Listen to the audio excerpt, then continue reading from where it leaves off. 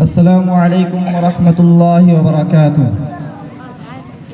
الحمد لله وكفى وسلام على عباده الذين اصطفى أما بعد فأعوذ بالله من الشيطان الرجيم بسم الله الرحمن الرحيم وما أرسلناك إلا رحمة للعالمين.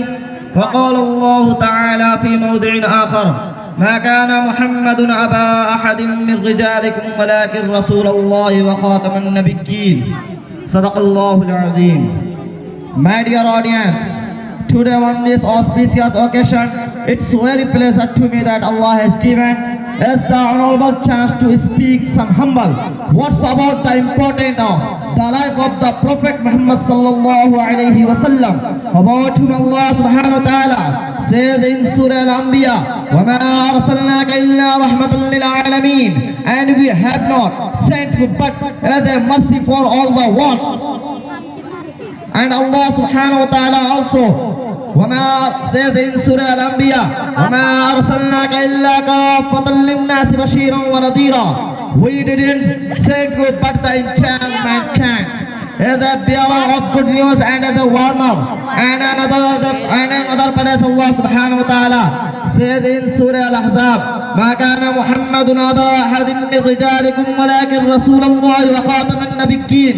The Prophet Muhammad is not a father of anyone of our men, but he is the messenger of Allah and seed of the prophets. My respected friends, before saying anything about the life of the Prophet Muhammad sallallahu alaihi wasallam, firstly I would like to make light about the history of ignorance time before the arrival of Islam. My dear audience, before coming Islam, the whole Arab was in miserable condition.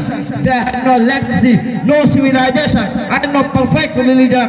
They would engage in bloody tribal wars. Women had no status in the society. In some tribes, if any baby girl had born, they would have been buried alive due to shame. Most of them were idolaters, and they would worship numbers idol.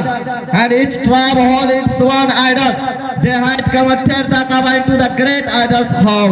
According to Hadith, they believed the monotheism of Ibrahim alayhi salam with the worship and idols. My dear audience, in this dark condition and ignorance time, the son of Islam rose and Prophet Muhammad sallallahu alaihi wasallam was born in noble Hashimi family of Quraysh tribe in Mecca in 570 AD. My dear audience, now I am going to finish my speech to pray God that may Allah give us tawfiq to go on the way of our Prophet Muhammad sallallahu alaihi wasallam. Ameen wa akhiru da'wana alhamdulillahi rabbil alamin.